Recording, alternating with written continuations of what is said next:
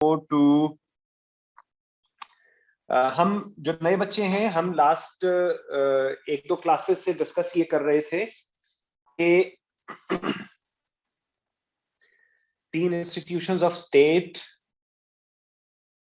Parliament, executive और judiciary. इसमें executive जो है उसमें ब्यूरोक्रेसी, सिविलियन और मिलिट्री ब्यूरोक्रेसी आती है। 3 इंस्टीट्यूशंस ऑफ स्टेट में हमने ये डिसाइड किया था कि इनमें सेपरेशन ऑफ पावर्स हुआ करती है, और इसमें जो सबसे ज्यादा पावरफुल इंस्टीट्यूशन है वो पार्लियामेंट होता है, यानी लेजिस्लेचर होता है। और वो इसलिए सबसे ज्यादा पावरफुल होता है कि उसके ऊपर चेक्स एंड बैलेंसेस बहुत होते हैं। जितने ज्यादा चेक्स हो उतनी ज्यादा पावर होनी चाहिए।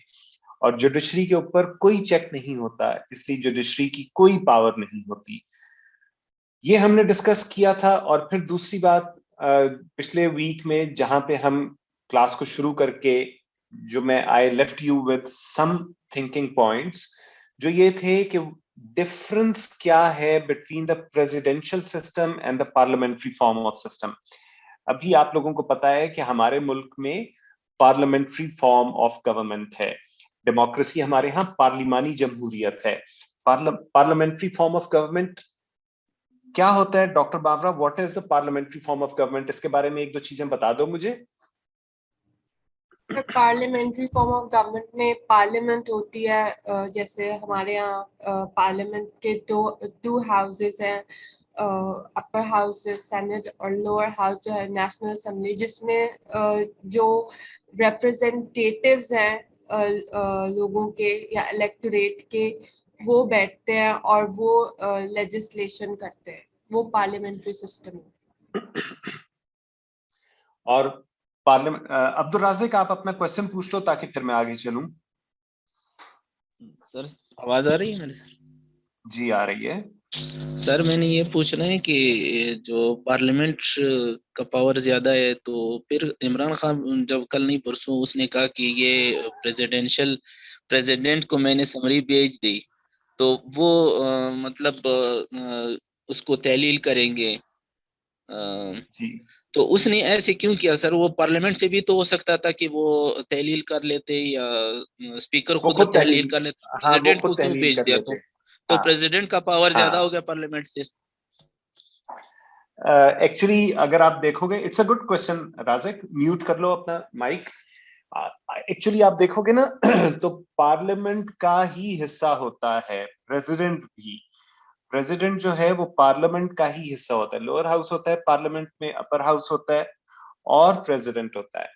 तो ये president is part of the, उसके दो, एक तो he is part of the parliament, secondly he is the head of the state. रियासत का हेड है। गवर्नमेंट का हेड जो है वो प्राइम मिनिस्टर होता है। रियासत का हेड प्रेसिडेंट होता है। लेकिन यही जो पार्लियामानी फॉर्म एक्सक्यूज मी, जिसका जिक्र अभी डॉक्टर मावरा ने किया है, पार्लियामेंट्री फॉर्म ऑफ गवर्नमेंट में जो प्राइम मिनिस्टर है, he is the chief executive. Chief executive, आपको याद होगा पिछली क्लास में, पिछली 2 क्लासों में हमने ये बात की थी कि प्राइम मिनिस्टर जो है वो एग्जीक्यूटिव का भी हेड है और पार्लियामेंट का भी हेड है। ये हमने बात की थी। एग्जीक्यूटिव का हेड वो कैसे है कि ब्यूरोक्रेसी का जो सबसे बड़ा अफसर होता है वो सेक्रेटरी लेवल का होता है, और किसी भी डिपार्टमेंट का सेक्रेटरी जवाबदेह होता है उस डिपार्टमेंट के मिनिस्टर को। और जो मिनिस्टर है वो जवाबदेह होता है प्राइम मिनिस्टर को या चीफ मिनिस्टर को। इस हिसाब से the prime minister is the chief executive of the country. The chief ministers are the chief executives of the provinces. पार्लियामानी फॉर्म ऑफ गवर्नमेंट में असेंबली तहलील करने का उसने एडवाइस भेजी थी। इस लफ्ज पे गौर करें राजिक। उसने ये कहा था कि I have sent the advice to the advice का मतलब क्या होता है? ताकीद, नसीहत, एडवाइस भेजी है उसने प्रेसिडेंट को असेंबलियां तहलील करने के लिए। और कॉन्स्टिट्यूशन आपका ये कहता है कि अगर वो 48 आवर्स तक, मेरा ख्याल है 48 आवर्स तक, इसको आप लोग कंफर्म भी कर लोगे, मेरा ये ख्याल है कि अगर 48 आवर्स तक प्रेसिडेंट असेंबलियां तहलील नहीं करता तो असेंबलियां खुद ब खुद तहलील तसव्वुर की जाएंगी, even if the president does not put his stamp, even if he does not dissolve the assemblies, वो खुद ब खुद dissolved, they will stand dissolved after 48 hours. President जो है वो क्योंकि रियासत का सरबराह होता है, प्राइम मिनिस्टर जो है वो गवर्नमेंट का चीफ एग्जीक्यूटिव होता है, लेकिन रियासत के अंदर गवर्नमेंट भी आती है, सिविल सोसाइटी भी आती है, ब्यूरोक्रेसी भी आती है, ये सब कुछ जो है ये रियासत के अंदर आता है। तो रियासत को जो हेड कर रहा है ही इज द प्रेसिडेंट, लेकिन ये इसकी पावर्स उसी तरह होती हैं पार्लिमानी फॉर्म ऑफ गवर्नमेंट में, जो रियासत जो प्रेसिडेंट है उसकी पावर्स उसी तरह होती हैं जिस तरह शतरंज के बादशाह की पावर्स होती हैं। The president, the king of chess, उसकी पावर्स, अगर आप में से जो शतरंज की मूव्स समझते हैं उन्हें पता है कि सबसे कम मूव्स शतरंज में बादशाह कर सकता है। पूरी बिसात का मकसद मुखालिफ बादशाह को गिराना या अपने बादशाह को बचाना होता है। तो हमारा भी जो प्रेसिडेंट है वो पावरलेस प्रेसिडेंट है, सारी पावर्स जो हैं वो चीफ एग्जीक्यूटिव के पास हैं, who is the prime minister. तो अच्छा, अब हमारा क्वेश्चन ये है कि ये वाली जो गवर्नमेंट रही है इसके 3.5 साल में ये पॉइंट बहुत दफा उठाया गया कि our parliamentary form of government should be replaced with presidential form of government. Presidential form of government, कोई बच्चा मुझे बताएगा presidential form of government? America का तो हमें पता है कि वहां पर है, कहां कोई और कंट्रीज जहां पर प्रेसिडेंशियल फॉर्म ऑफ गवर्नमेंट हो? सुंदस इरम, आपको आइडिया होगा? जी बताओ।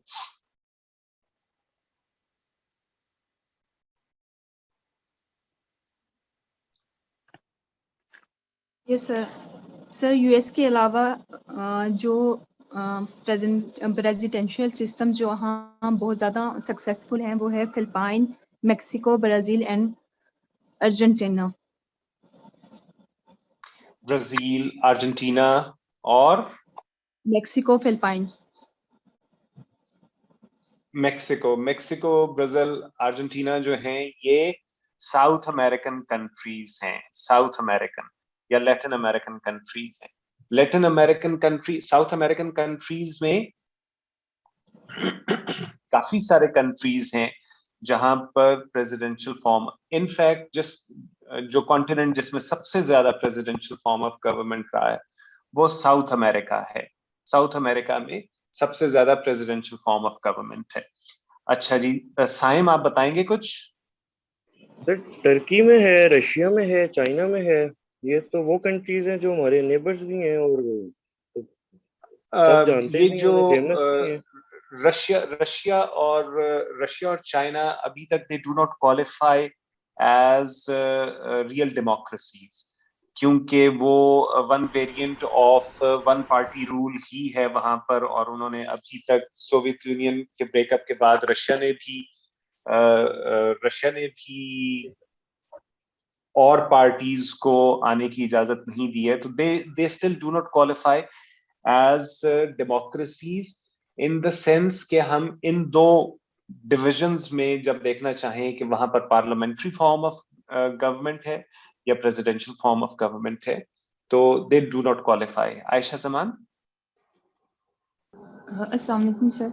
जो प्रेसिडेंशियल सिस्टम है वो हमारे पास, जो ओल्डेस्ट प्रेसिडेंशियल सिस्टम की अगर हम बात करें तो 2 कंट्रीज हैं जिसमें यूएसए और कोस्टा रिका है। तो जो कोस्टा रिका और यूएसए है वो सबसे ज्यादा मतलब ना मुझे जहाँ तक लगता है कि सक्सेसफुल रहे हैं। उनका जो प्रेसिडेंशियल सिस्टम है ना वो मतलब लिटरेसी रेट को भी अगर मैं देखूं और उनके बाकी भी जो वर्क सबको देखूं तो उस लिहाज से ठीक हो गया। चलो गुड। अच्छा, मुझे ये बताओ हमजा के जो प्रेसिडेंशियल और पार्लियामेंट्री फॉर्म ऑफ गवर्नमेंट में जो कॉन्सेप्ट है of the separation of powers का जो कॉन्सेप्ट है, उसमें मैंने बताया था कि एक साइड पे रिजिड है और एक साइड पे फ्लेक्सिबल है। ठीक है, कहां पर रिजिड है और उसकी इम्प्लीकेशन, चलो पहले ये बताओ कहां पर रिजिड सेपरेशन ऑफ पावर्स है और कहां पर सॉफ्ट सेपरेशन ऑफ पावर है। Rigid separation of power presidential form of government के अंदर होता है, कि उसके पार्लियामेंट्री फॉर्म ऑफ गवर्नमेंट के अंदर जो लेजिस्लेटर होते हैं, जो कैबिनेट होती है और एग्जीक्यूटिव होता है, वो लेजिस्लेटर पे डिपेंड कर रहा होता है और रिस्पॉन्सिबल भी लेजिस्लेचर के ऊपर होता है और चूजन बाय भी लेजिस्लेचर के ऊपर होता है। जबकि जो प्रेसिडेंशियल फॉर्म ऑफ गवर्नमेंट है, जो प्रेसिडेंट होता है वो डायरेक्टली चूजन होता है बाय द पब्लिक, और जो उसकी डायरेक्टली इलेक्टेड होता है। ठीक है, और जो उसकी कैबिनेट होती है वो ज्यादातर टेक्नोक्रेट्स के ऊपर होती है और अनइलेक्टेड लोगों के ऊपर होती है। तो सेपरेशन ऑफ पावर जो है वो ज्यादा क्लियरली प्रेसिडेंशियल फॉर्म के अंदर होता है और पार्लियामेंट्री फॉर्म के अंदर सेपरेशन ऑफ पावर। तो प्रेसिडेंशियल फॉर्म के अंदर अभी जो मैंने पहले बात की थी, थोड़ी देर पहले मैंने जो बात की थी कि पार्लियामेंट्री फॉर्म ऑफ गवर्नमेंट में जो प्राइम मिनिस्टर है वो एग्जीक्यूटिव को भी हेड करता है और लेजिस्लेचर को भी हेड करता है। जो लेजिस्लेचर का हेड है, पार्लियामेंट का हेड है, लीडर ऑफ द हाउस है, वही एग्जीक्यूटिव का हेड भी है। इस वजह से उसे chief executive of the country भी कहते हैं। यही बात आपको बता रही है कि यहाँ पर ये जो दो इंस्टीट्यूशंस हैं, लेजिस्लेचर एंड एग्जीक्यूटिव, उनके दरमियान एक रिजिड, एक बड़ा क्लियर कट डिवीजन, सेपरेशन नहीं है। वहां पर एक ही एग्जीक्यूटिव का भी हेड वही है जो लेजिस्लेचर का या पार्लियामेंट का हेड है। जबकि प्रेसिडेंशियल फॉर्म ऑफ गवर्नमेंट में जो प्रेसिडेंट होता है वो एग्जीक्यूटिव को हेड कर रहा होता है and he is directly elected by the masses. कोई इनडायरेक्ट इलेक्शन नहीं होता, he is directly elected by the masses. जबकि पार्लियामेंट्री फॉर्म में जो प्राइम मिनिस्टर है वो तो इनडायरेक्टली इलेक्टेड होता है। जो रिप्रेजेंटेटिव्स ऑफ द मासेस हैं, जो डायरेक्टली इलेक्ट होके आए होते हैं, एमएनएज, वो उसको इलेक्ट करते हैं। तो he is in parliamentary form, he is indirectly elected by the members of the parliament, जो बजाते खुद डायरेक्टली इलेक्ट हुए थे।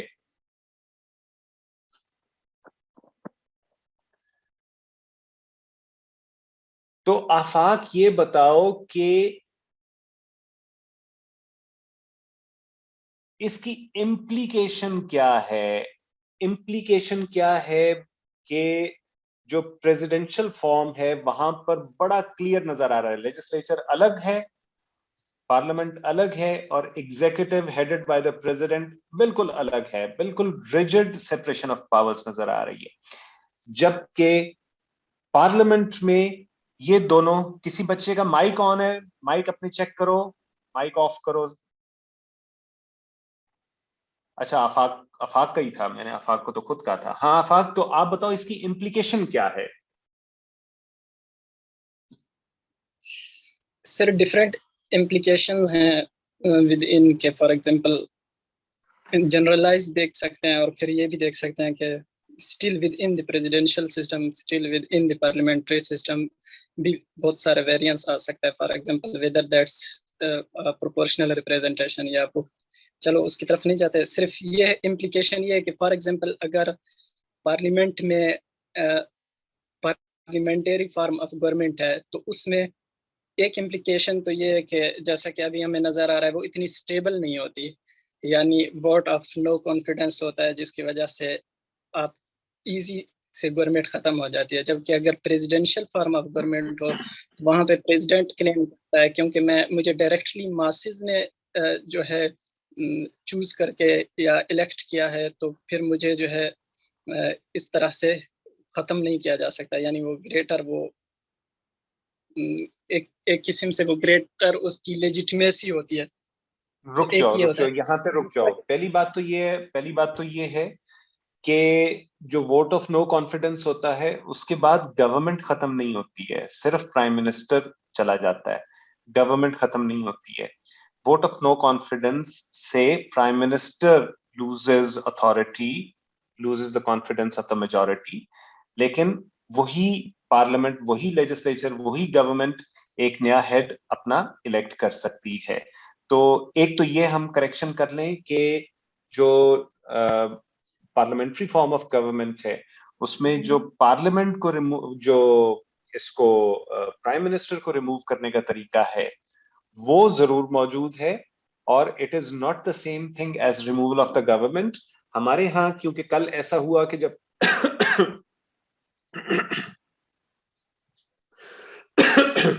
कि जब ऑपोजिशन प्राइम मिनिस्टर को रिमूव करना चाह रही थी तो उन्होंने गवर्नमेंट को ही खत्म कर दिया, असेंबली ही खत्म कर दी। तो हमारे यहाँ ऐसा हुआ है। और दूसरा ये है कि it is not the easiest of ways. ये जो आपने कहा ना कि अब पाकिस्तान की 70 साल की तारीख में, खैर जमहूरियत की तारीख तो उसमें 70 में से बहुत कम है हमारी, लेकिन पाकिस्तान में अभी तक कोई भी प्राइम मिनिस्टर नो कॉन्फिडेंस के जरिए तो नहीं जा सका हुआ। तो it is not as easy जितना हम समझ रहे हैं या लोग कह रहे थे कि बहुत आसान सी बात है, ऐसा हो जाएगा।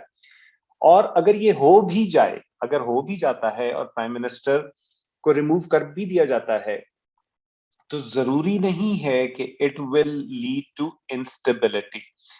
It will not necessarily lead to instability. Just a head of the government will change. हो सकता है किसी और पार्टी का मेंबर जो है वो हेड ऑफ गवर्नमेंट बन जाए, but that would not necessarily mean uncertainty. अब आगे चलो। आफाक,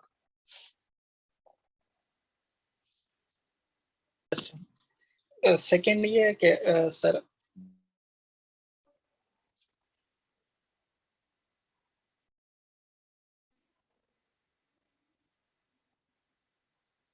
आफाक आपका सिग्नल्स का इशू हुआ है। I cannot hear you. We have stopped hearing you. अच्छा हमजा, implications बताओ मुझे जब तक आफाक वापस आता है। implications बताओ of this difference। चलो ठीक है, आफाक को सुन लेते हैं। हाँ सॉरी सर, मेरा इंटरनेट का हमेशा ही प्रॉब्लम होता है। तो सेकंड ये है कि sir presidential form of government में जो है एक ये होता है कि मुझे थोड़ा सा इस तरह लग रहा है कि प्रेसिडेंशियल फॉर्म ऑफ गवर्नमेंट थोड़ा सा अथॉरिटेरियन हो जाता है, क्योंकि जितने भी प्रेसिडेंशियल फॉर्म ऑफ गवर्नमेंट जरूरी नहीं है कि अथॉरिटेरियन हो, लेकिन जो हमारे तरह कंट्रीज हैं, फॉर एग्जांपल प्रेसिडेंट आजकल जो एग्जीक्यूटिव है वो ज्यादा पावर्स क्लेम करती है, जैसे यानी जितने भी जो पावर रखना चाहते हो, जैसे तुर्की को देख लें हम लोग, वो भी पहले पार्लियामेंट्री फॉर्म ऑफ गवर्नमेंट था, लेकिन पावर के लिए उसने जो है उसको चेंज करने का सोच रहा था। इसी तरह इमरान खान भी सोच रहे थे कि हम किसी तरीके से प्रेसिडेंशियल करें ताकि पावर ज्यादा मेरे पास आ जाए। That is right. Actually यहाँ पर ये जो प्रेसिडेंशियल फॉर्म के लिए जो आवाज बुलंद की जा रही थी उसकी वजह यही थी कि they thought that chief executive in the presidential form of government is more powerful than the chief executive of a parliamentary form of government. That the issue basically was accumulation of more powers in the office of the head of government, head of executive. उसके पास ज्यादा powers होनी चाहिए। इस वजह से ये आवाज जरूर उठाई जा रही थी। हमजा, और implications of the separation of powers between the two forms of government? Presidential form of government है, उसके ऊपर चेक्स और बैलेंसेस उस तरह के नहीं होते जिस तरह के पार्लियामेंट्री फॉर्म ऑफ गवर्नमेंट के अंदर होते हैं। क्योंकि जैसे मैंने पहले बताया था कि जो प्राइम मिनिस्टर होता है वो रिस्पॉन्सिबल होता है लेजिस्लेचर के ऊपर, जबकि जो प्रेसिडेंट होता है वो रिस्पॉन्सिबल नहीं होता डायरेक्टली लेजिस्लेचर के ऊपर। वो एक सिंगल अथॉरिटी होती है, वो यूनिलैटरली कोई भी चीज कर सकता है जो करे फाइन। और इसकी वजह से जो कि ट्रांसपेरेंसी है और अकाउंटेबिलिटी है उसको नहीं बनाया जा सकता जरूरी। और दूसरा भी इसकी एक और जो ट्रांसपेरेंसी जिसकी वजह से, जी बताओ कंटिन्यू। हाँ। और दूसरी एक और जो पॉइंट है वो ये है कि जो प्रेसिडेंशियल फॉर्म ऑफ गवर्नमेंट के अंदर प्रेसिडेंट होता है वो फिक्स्ड कॉन्स्टिट्यूशनल टर्म के लिए होता है, जबकि जो पार्लियामेंट के अंदर प्राइम मिनिस्टर होता है वो नो कॉन्फिडेंस मोशन से हटाया भी जा सकता है। तो ये एक और कॉम्प्रोमाइज है on the power of the parliament अगर प्रेसिडेंशियल फॉर्म ऑफ गवर्नमेंट है। पहला पॉइंट दोबारा बताओ। पहला पॉइंट ये था कि जो प्रेसिडेंट है वो लेजिस्लेचर के ऊपर डिपेंडेंट नहीं होता और अकाउंटेबल नहीं होता लेजिस्लेचर को in presidential form of government, जिसकी वजह से अकाउंटेबल नहीं हो सकता president to the representatives of the people. और दूसरा ये है कि कॉन्स्टिट्यूशनली फिक्स टर्म के लिए प्रेसिडेंट आता है तो उसकी वजह से उसको हटाना भी इतना आसान नहीं होता जितना प्राइम मिनिस्टर को होता है। तो ये दोनों चीजें कॉम्प्रोमाइज करती हैं ट्रांसपेरेंसी और अकाउंटेबिलिटी को प्रेसिडेंशियल फॉर्म ऑफ गवर्नमेंट। अच्छा वकास, ये बताओ कि कोई चेक एक्सरसाइज कर सकता है प्रेसिडेंशियल फॉर्म ऑफ गवर्नमेंट में legislature on the exercise of power by the president? Farwa अपने माइक को म्यूट करो। फरवा अपने माइक को म्यूट करो। विकी, आपके लिए क्वेश्चन है, क्वेश्चन समझे हो?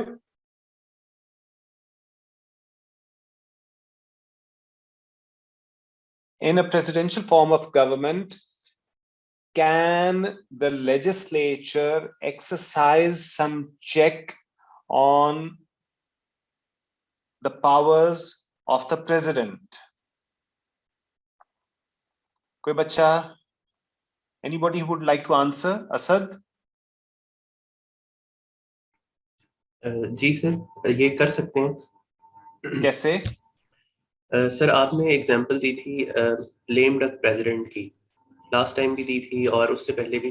तो इसका मतलब है कि जब तक लेजिस्लेशन तो रिक्वायर्ड है ना कोई भी एग्जीक्यूटिव ऑर्डर कंप्लीट करने के लिए, तो अगर कोई ऐसी लेजिस्लेशन रिक्वायर्ड है कोई प्रोसेस कंप्लीट करने के लिए और लेजिस्लेचर वो नहीं करता तो भी पावर रिड्यूस होती है। और कोई ऐसी लेजिस्लेशन कर देता है लेजिस्लेचर जो कि उसकी पावर को रोक देती है प्रेसिडेंट की, तो भी पावर्स लेजिस्लेचर के पास है। और उसके डिसीजंस को वीटो करने का भी लेजिस्लेचर के पास बहुत सारे सिस्टम्स में उसको वीटो करने का राइट और पावर भी लेजिस्लेचर के पास होती है। मरवा, आप कुछ ऐड करेंगी इसमें? सर इसमें एक तो जो ट्रीटी को रेटिफाई करती है वो कांग्रेस क्या करती है, प्रेसिडेंट जो है वो सिर्फ उसको निगोशिएट कर सकता है, जिसकी सबसे बड़ी एग्जांपल जो है वो लीग ऑफ नेशंस की है कि जो कांग्रेस है उसने उसको रेटिफाई नहीं किया था। इसके अलावा जो इम्पीचमेंट की पावर है वो भी कांग्रेस के पास है, ऑल्दो जो प्रेसिडेंट है वो बहुत पावरफुल है लेकिन स्टिल जो उसकी इम्पीचमेंट है और जो उसकी अपॉइंटमेंट्स को एक फाइनल असेंट देती है वो कांग्रेस देती है। बिल्कुल ठीक है। तो इम्पीचमेंट का बताओ तरीका क्या होता है मरवा, आपने पढ़ा इम्पीचमेंट का तरीका क्या होता है प्रेसिडेंशियल फॉर्म में? चीफ एग्जीक्यूटिव यानी प्रेसिडेंट को रिमूव करने का तरीका क्या होता है?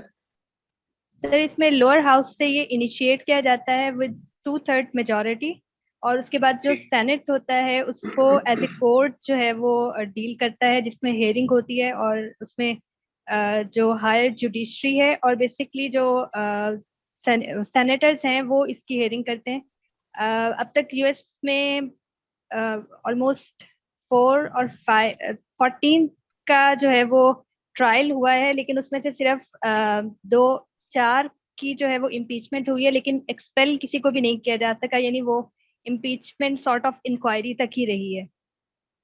ऑलराइट, में लोअर हाउस के बाद फिर वो हाँ सर इसमें फिर जो सेनेट है उसमें भी 2/3 मेजॉरिटी अगर उसको करती है तो फिर इम्पीचमेंट की जाती है।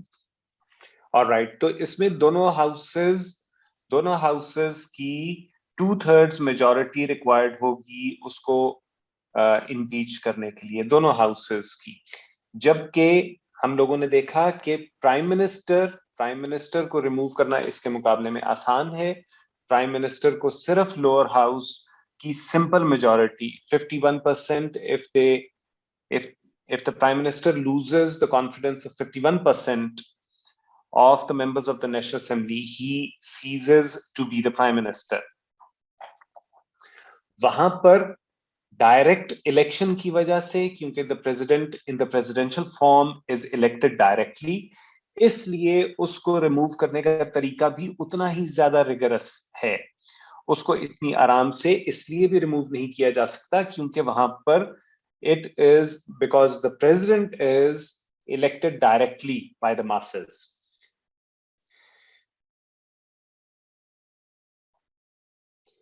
विकी, आप से कुछ पूछा था आपने बताना है उस बारे में कि और क्या चेक्स आप सोच सकते हो। अभी हमें मरवा ने बताया कि जो चेक्स हैं कांग्रेस की तरफ से या लेजिस्लेचर की तरफ से on the exercise of power by the president, उसमें एक ये है कि वीटो किया जा सकता है प्रेसिडेंट के ऑर्डर्स को। जो ट्रीटीज हैं उन्हें रेटिफाई कांग्रेस ने ही करना होता है या लेजिस्लेचर ने ही करना होता है, चाहे प्रेसिडेंट उसको निगोशिएट कर ले। They are to be ratified by the Congress.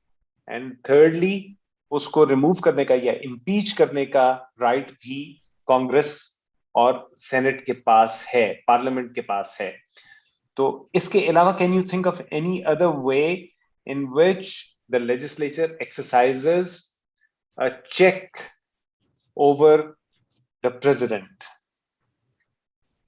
Impeachment की तो मेरे ख्याल में बात हो चुकी है। इसके अलावा जो प्रेसिडेंट नॉमिनेट करता है कुछ ऑफिशियल्स को, तो वो जो उनका फाइनल अप्रूवल है वो भी सेनेट ही, कांग्रेस ही देती है। और अगर कांग्रेस किसी नेम पे अगर कोई क्वेश्चन रेज करती है तो Congress has all the right to interview that person which is nominated by the president. So yet again it is another check on the power of the president. Good, ठीक हो गया। अच्छा, मुझे अब ये बताओ कि जो इसकी टीम होती है, ये कोई और बच्चा मुझे बताएगा, जो प्रेसिडेंट की टीम है और president in the presidential form उसकी टीम, और जो prime minister in the parliamentary form उसकी कैबिनेट, इनमें क्या फर्क होता है? इनकी कॉन्स्टिट्यूशन में क्या फर्क होता है?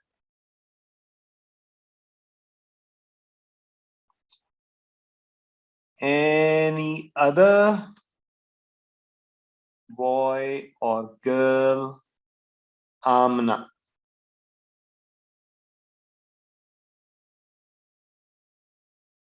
जी आमना, आपको अनम्यूट करना होगा।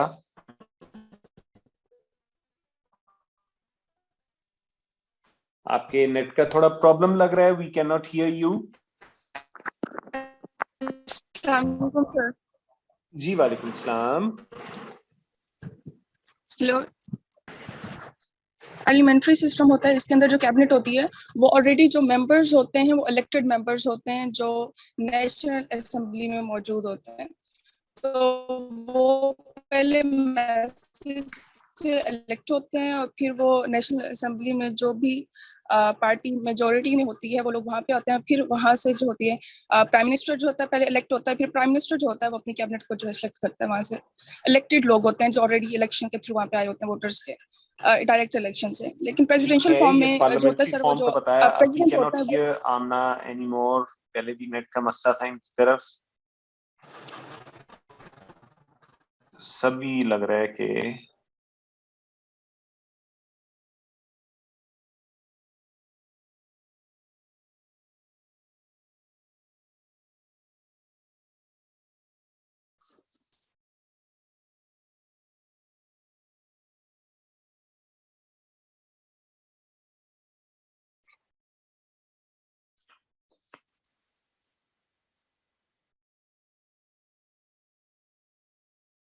देखिए, चेक करें आप लोगों के कैमरास अगर ऑफ हो गए हैं तो ऑन करें।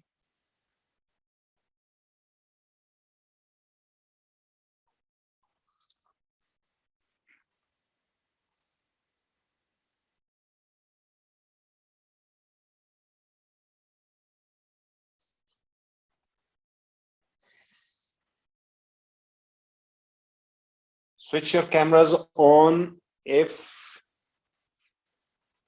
the class is still going on.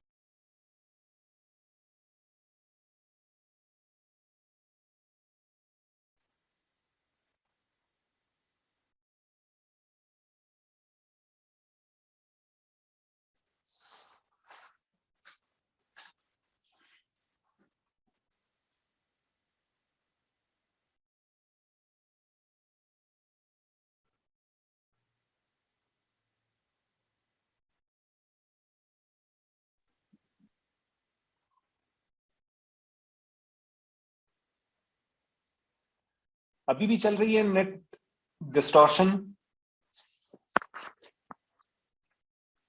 नहीं, मुझे अब आप लोगों की पिक्चर किसी की नजर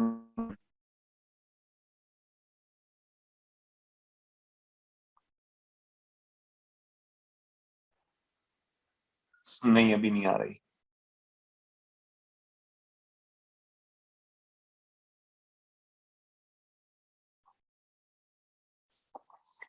अच्छा ठहरो, मुझे ना I think I need to, अच्छा मैं इसको दोबारा कर रहा हूँ।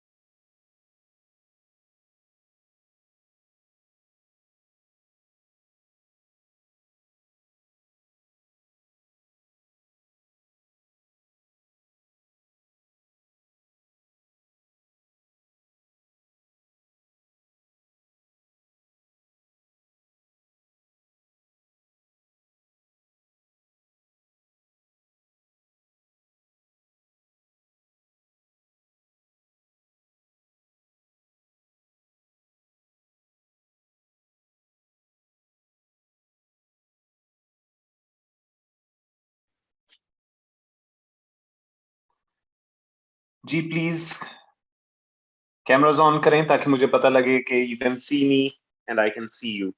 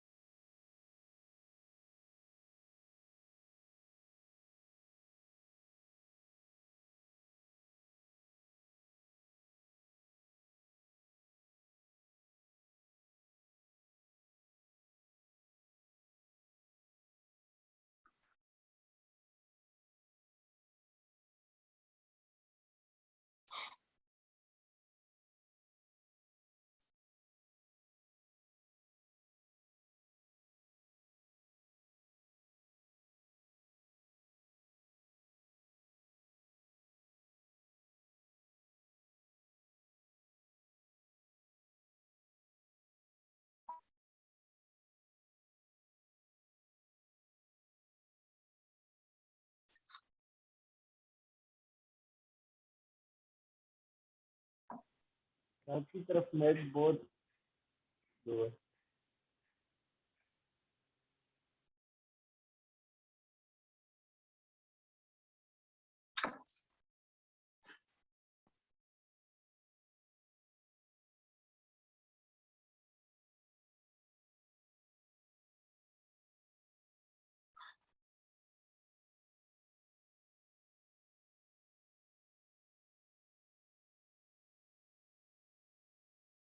जी अभी लग रहा है कि कुछ बेहतर हुआ है connection. Mariam, how are you? हाथ खड़ा करो अगर ठीक हो। वालेकुम अस्सलाम। अभी मेरी आवाज ठीक आ रही है? ऑलराइट, ओके जी, वेयर वर वी? विकी?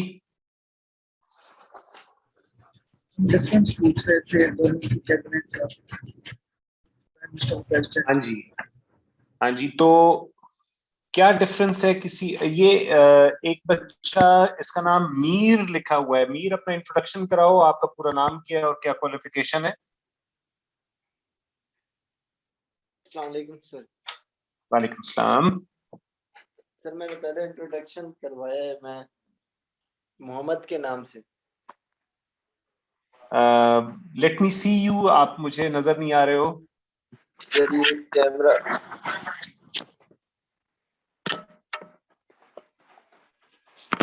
आपका पूरा नाम क्या है? Sir Mohammad Khan. I have done my FSC from Sadi Public School and I have done BA and I am doing LLB now.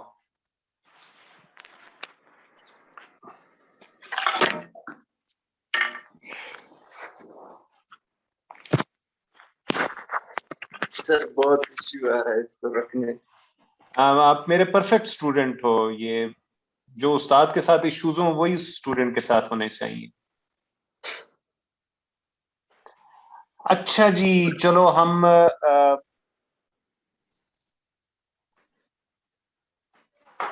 My question is कि ये जो प्रेसिडेंशियल फॉर्म, पार्लियामेंट्री फॉर्म में जो कैबिनेट होती है प्राइम मिनिस्टर की, और जो प्रेसिडेंशियल फॉर्म में जो प्रेसिडेंट की टीम होती है, इन दोनों में फर्क अभी आप लोगों ने सुन लिया कि वहां पर जो प्राइम मिनिस्टर होता है उसकी टीम इलेक्टेड होती है। मोहम्मद, इसको म्यूट कर लो बेटा आप। ओ सॉरी सर, सॉरी। तो इलेक्टेड कैबिनेट होती है, और जो प्रेसिडेंशियल फॉर्म में जो उसकी टीम है वो it does not necessarily have to be elected. लेकिन ये बताइए कि क्या नॉन इलेक्टेड लोग प्राइम मिनिस्टर की कैबिनेट में हो सकते हैं? Yes sir. यस सर, हो सकता है जी, हो सकते हैं।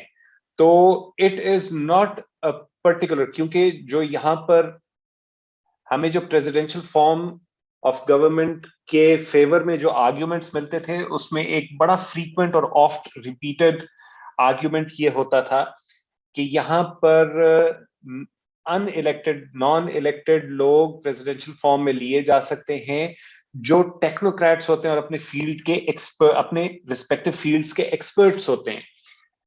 This is something which is not available for the parliamentary chief executive यानी prime minister.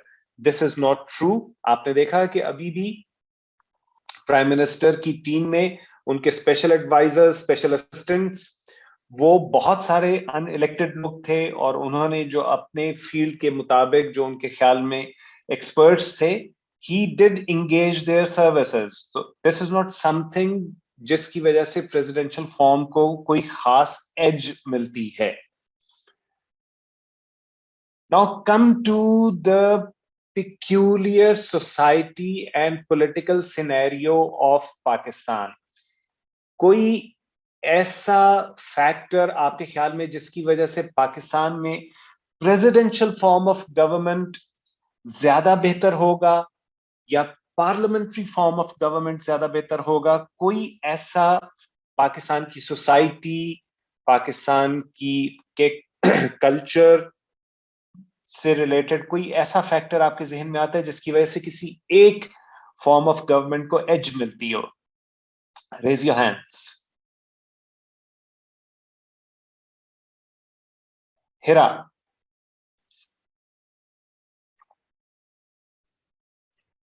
Assalamu alaikum, sir. जी वालेकुम सलाम.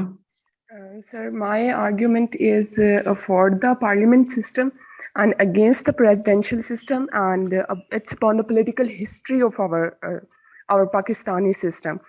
और इसमें से ये है कि हमारी पॉलिटिकल हिस्ट्री के मुताबिक जो हमारी पार्टीज़ हैं वो उनमें कोई भी मेजर नेशनल पार्टी नहीं है. हमारे पास रीजनल पार्टीज़ हैं जिसमें रीजनल और लोकल पार्टीज़ का जो से है वो ज़्यादा है.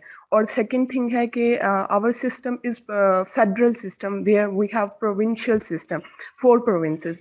और इसमें जो है Punjab is having big say in it because it has 50% population. और अगर हम majority rule की तरफ जाएं then जो local और regional parties हैं उनकी say और जो federal harmony है वो हमारी जो है undermine हो जाती है अगर हम presidential system की तरफ जाएं.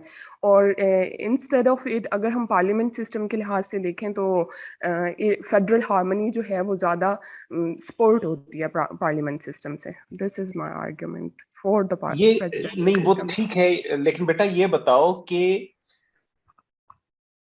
पार्लियामेंट्री सिस्टम में हार्मनी किस तरह सपोर्ट होती है? हाउ? सर पार्लियामेंट सिस्टम में ऑल द 4 प्रोविंसेस जो है उनको एक सब्सटेंशियल अमाउंट के थ्रू जो है ना रिप्रेजेंटेशन मिलती है इन आवर इलेक्टोरल सिस्टम. तो उस लिहाज से जो उसमें फिर जो हमारी गवर्नमेंट जो रूलिंग गवर्नमेंट बनती है सब मोस्ट ऑफ द टाइम ये हुआ है कि उसमें छोटी पार्टीज़ के साथ मिल के उन्होंने गवर्नमेंट बनाई है जिससे उन्हें रिप्रेजेंटेशन मिलती है. इस तरह फिर अगर वो कोई लेजिस्लेचर कोई लॉ भी पास करना चाह रहे होते हैं तो उन्हें उसमें उन छोटी पार्टीज़ की तरफ से जो होता है एक सपोर्ट सिस्टम के लिए उनकी आर्ग्यूमेंट्स को वैल्यू देना पड़ती है. तो इस वजह से उन लोगों का एक ज़्यादा जो है पार्लियामेंट सिस्टम में एक ज़्यादा उनको एज मिलता है. ऑलराइट, ठीक है, इट मेक्स सेंस, बिल्कुल ठीक है, शाबाश.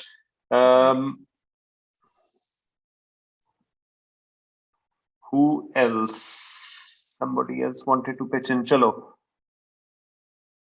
विकी. सर इसमें मेनली ये है कि जो पार्लियामेंट्री फॉर्म ऑफ गवर्नमेंट होता है it is an inclusive form of government, more inclusive form of government as compared to the presidential form of government, and especially for a country like Pakistan where there is a huge set of ethno-linguistic diversity, religious minorities बहुत ज़्यादा हैं, तो हमारा जो social structure है वो diversity पे base करता है. तो डाइवर्सिटी को अकोमोडेट करने के लिए, हर कॉर्नर को पावर पाए में शेयर देने के लिए, हर वॉइस को on the floor of the parliament सुनने के लिए पार्लियामेंट्री फॉर्म ऑफ गवर्नमेंट में वो पावर होती है, वो सपोर्ट होती है, वो एक्सेप्टेंस होती है for all the factions and classes of the society. तो that is why parliamentary form of government is more suitable keeping in view the federal societal और political structure of Pakistan. All right, good. Anybody who would like to add anything to what Vicky has said?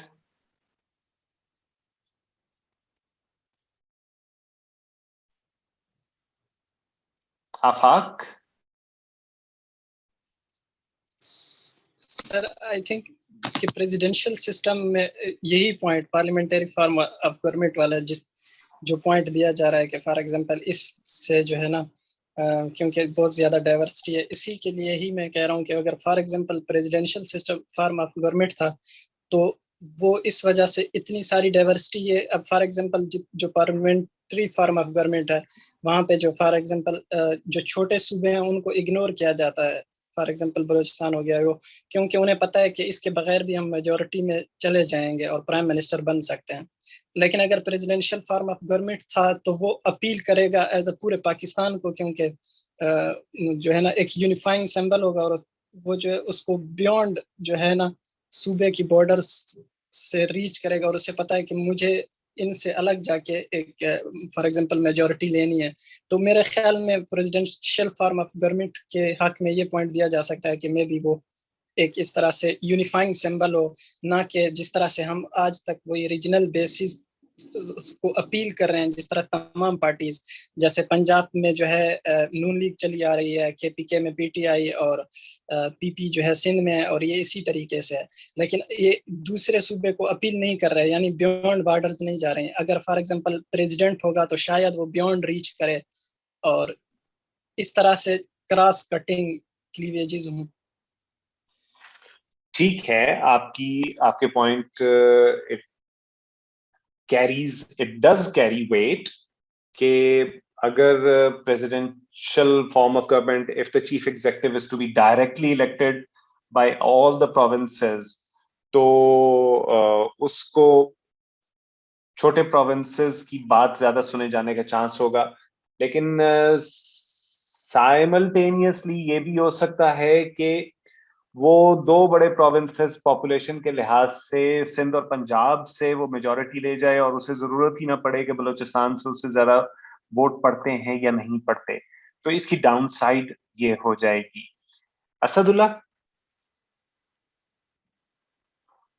Ji sir मुझे ये बात कहनी थी कि ये बात इनकी ठीक है बिल्कुल, लेकिन असल में हम अगर इस चीज़ को देखें कि वही बलूचिस्तान या सिंध या फाटा का कोई ऐसा इलाका जहाँ पे बेशक इनको रिप्रेजेंटेशन नहीं दी गई उस हिसाब से, मतलब इनको इम्पोर्टेंस नहीं दी गई, लेकिन वहीं उनके रिप्रेजेंटेटिव पार्लियामेंट में बैठे हुए हैं, तो कल को इनके जितने भी कंसर्न्स होंगे वो पार्लियामेंट्री सिस्टम के अंदर ज़्यादा बेहतर और एफिशिएंट तरीके से उसको हाईलाइट कर सकते हैं अपने कंसर्न्स को पार्लियामेंट के अंदर, जबकि प्रेसिडेंशियल सिस्टम के अंदर उतनी से इनको नहीं मिलेगी।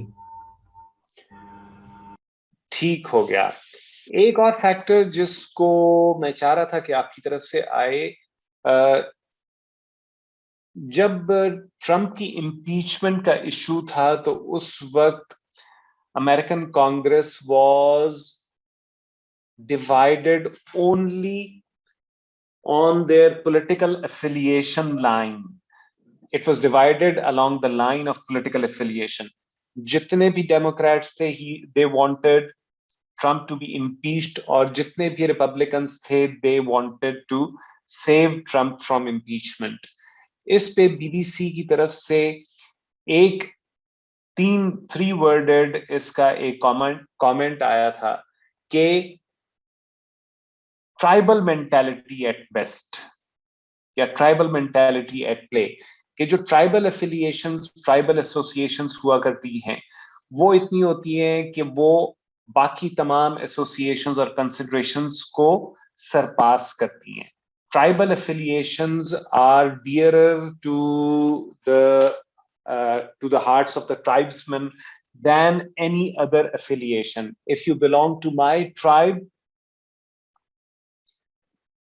then I am going to defend you. I am going to be by your side, what come may. This is a tribal approach towards politics and towards society. Pakistan की society largely tribal society है। हम जो settled plains में और settled cities में और metropolitan corporations वाले शहरों में भी जो हमारे माइंडसेट है वो बहुत ज्यादा रिजिड सेग्रीगेशन पर बिलीफ रखता है. We like to belong to our group at the cost of any other consideration. ये वाली जो अप्रोच है, ये प्रेसिडेंशियल फॉर्म ऑफ गवर्नमेंट को बिल्कुल क्रिपल करने की कैपेसिटी रखती है. प्रेसिडेंशियल फॉर्म ऑफ गवर्नमेंट दूसरी ट्राइब का अगर आ गया है, ट्राइब से मुराद कोई भी और दूसरा कलर, वो एथनिक हो सकता है, वो लिंग्विस्टिक हो सकता है, वो रिलीजियस हो सकता है, रिलीजियस में भी सेक्टेरियन हो सकता है, किसी भी और कलर का, किसी भी और लीनिंग का प्रेसिडेंट जो है, तो हमारी पार्लियामेंट में जितने उसके मुखालिफ ग्रुप्स होंगे, जितनी उसके मुखालिफ लीनिंग्स होंगी, they would like to cripple that president, जो चाहे elected, directly elected by the masses, directly elected by the electorate, लेकिन they would make attempts to cripple that president. और जिस इंक्लूसिविटी की तरफ वकास ने अभी इशारा किया था, वो inclusivity will be sacrificed at the altar of the presidential form of government. वो इंक्लूसिविटी पॉसिबल नहीं हो सकेगी in a presidential form of government. Parliamentary form of government बिल्कुल इसी वजह से, जो आप में से 2-3 ने जिसका जिक्र किया कि पार्लियामेंट्री फॉर्म ऑफ गवर्नमेंट जब बहुत छोटे छोटे ग्रुप्स को भी उनकी न्यूमेरिक वेट से ज्यादा वेट देने के लिए तैयार होगा. 5-6 एमएनएज वाली एमक्यूएम और काफ लीग, वो एक चीफ मिनिस्टरशिप लेने तक आ रही है, और दूसरी जो है वो पूरे सिस्टम को मेक और ब्रेक करने तक 5-6-7 मेंबर्स 342 के हाउस में इस हद तक वेट और इस हद तक अपनी स्ट्रेंथ अज्यूम कर सकते हैं, अपने grievances, अपने concerns, अपनी considerations highest levels of government तक पहुंचा सकते हैं. This is possible it has its downsides too. अभी जो है मैं इनके इस रोल को बहुत praiseworthy नहीं समझता, but the point that I want to make is कि इस तरह parliamentary form of government में अपने वेट से ज्यादा, अपनी न्यूमेरिक प्रेजेंस से ज्यादा वो राइट्स और प्रिविलेजेस ले सकते हैं, और जो बहुत मार्जिनलाइज्ड ग्रुप्स हों उनकी भी से पावर कॉरिडोर्स में सुनी जा सकती है. तो presidential form of government Pakistan जैसी इतनी रिजिडली सेग्रीगेटेड सोसाइटी में, इतने ज्यादा ट्राइबल माइंडसेट के साथ presidential form of government we would have moved from one lame duck president to another. यहां पर तो ब्रिज करने का ही कोई तरीका ना हो, जब डिफरेंसेस इतने स्टार्क हो जाएं तो उन्हें ब्रिज करने का ही कोई तरीका ना हो. तो if in all analysis the parliamentary form of government is definitely way more suited to the peculiar environment of Pakistan than the presidential form. एक ये बात की गई है जो इस पे लिटरेचर लिखा गया है इस डिबेट पे, उसमें एक जगह मैं पढ़ रहा था कि ये लिखा हुआ था कि presidential form of government generally it is not as good as the parliamentary form of government, लेकिन जिन countries में successfully presidential form of government practice किया गया है, वहां पर भी फैक्टर एक ही था जो उसकी सक्सेस में सिग्निफिकेंट साबित हुआ, and that was persisting with the system, allow the system to mature. उस सिस्टम को गिव इट डेकेड्स, सेंचुरीज, उसे मैच्योर होने दो, वो डिलीवर करने लग पड़ेगा। कोई भी फॉर्म के लिए, किसी भी फॉर्म के लिए, प्रेसिडेंशियल हो या पार्लियामेंट्री फॉर्म ऑफ गवर्नमेंट हो, it all boils down to this single factor. You will have to persist with the system, you will have to let it mature into a workable form. Maturity का मतलब ये होगा कि जो उसकी shortcomings हैं, it will go on getting rid of those shortcomings. जो उसमें strengths, जो systems strengths achieve करते हैं, वो with the passage of time वो strengths achieve करेगा, यानी वो अपने इंटरनल अकाउंटेबिलिटी मैकेनिज्म्स लेकर आएगा, अपने चेक्स एंड बैलेंसेस को वेलकम करेगा और स्ट्रेंथन करेगा। मैच्योरिटी का मतलब ये हुआ करता है। तो अगर हम आज पार्लियामेंट्री फॉर्म ऑफ गवर्नमेंट से if we are annoyed or if we want to get rid of the parliamentary form of government, so it is because of our inability to persevere. It is because of our restlessness. We cannot invest for millennia in a system. हम हर 2 साल बाद एक नया system लाने की कोशिश करते हैं। ये मैं मजाकन नहीं कह रहा या तंजन नहीं कह रहा हूं। 3 लोकल गवर्नमेंट एक्ट्स 2013 में एक लोकल गवर्नमेंट एक्ट आया था, 2019 में दूसरा लोकल गवर्नमेंट एक्ट आया था, 2021 में लोकल गवर्नमेंट ऑर्डिनेंस आ चुका है जो इनैक्ट नहीं हुआ। 2021 का लोकल गवर्नमेंट ऑर्डिनेंस जो है, it has not turned into an act. और हर दफा हम हर 3-4 साल बाद एक पिछले सिस्टम को उठा के फेंक देते हैं, एक नई पार्टी इन पावर आती है और वो उठा के पिछले सिस्टम को फेंक देती, बजाय इसके कि उसी सिस्टम को आपने 3-4 साल चलते देख लिया है। अब आप आइडेंटिफाई करें कि उसकी शॉर्टकमिंग्स क्या हैं और उनको किस तरह इंप्रूव किया जा सकता है। इसकी जगह our infatuation is with introducing new systems, और उसमें न्यूनेस भी कुछ नहीं हुआ करती है। वो पता लगता है 1960 का ही सिस्टम हमने दोबारा से इंप्लीमेंट कर दिया है, या एक अमेलगम जापान में जो प्रैक्टिस हो रहा था और अमेरिका में और टिम्बकटू में, उसको एक डब्बे में डाल के हिला के एक अमेलगम निकाल के without going into much research, without ascertaining beforehand whether it would be able to deliver or not, हम इस तरह एक के बाद नए सिस्टम की तरफ जाते हैं। तो the reason why our parliamentary form of government has not been able to deliver, पहली बात तो ये है कि उसको तो अनडेमोक्रेटिक इंटरप्शंस इतनी आई हैं जिसकी वजह से हम परसिवियर और परसिस्ट कर ही नहीं सके।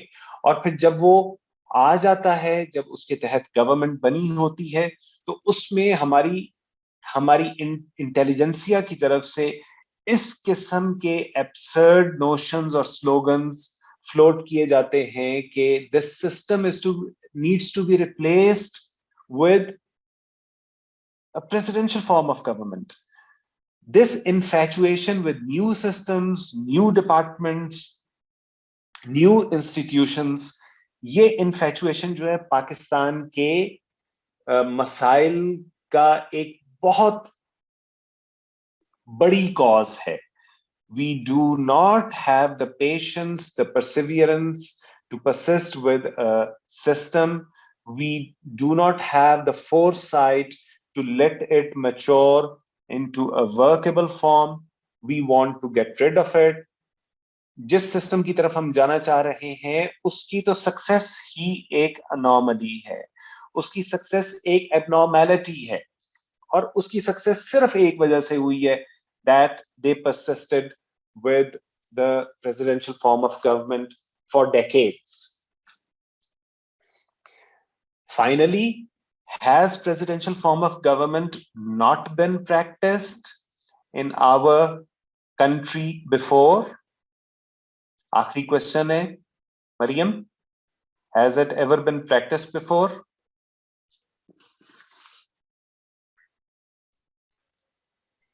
सर आसिफ अली जरदारी का लास्ट रेन था, उसके बाद आई थिंक सो दोबारा से प्रैक्टिस नहीं हुआ प्रेसिडेंशियल फॉर्म ऑफ गवर्नमेंट।